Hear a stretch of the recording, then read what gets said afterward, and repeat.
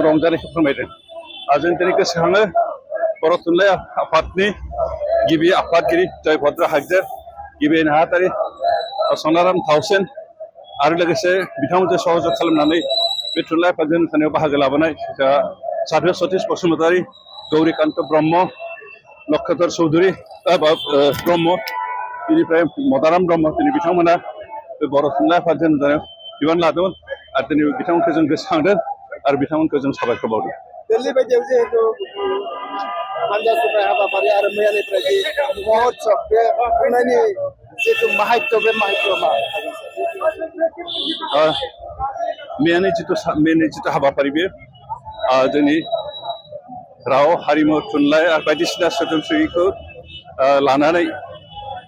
जों रंजानाय मोनसे उत्सबमोन फोरबोमोन आरो बे फोरबोनि गेजेरजों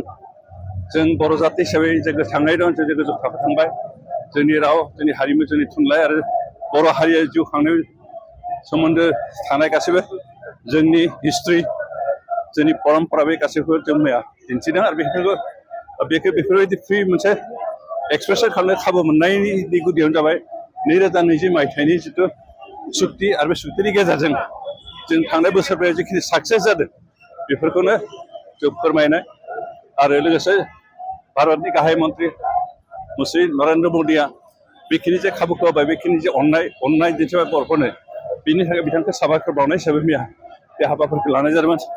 आरो जों गोजोननाय मोनदों जे हाबाफारियाव नरेन्द्र मदि बिथाङा गावनो निजे फैनानै गावनि सेटिसफेक्सनखौ दिन्थिनायजों लोगोसे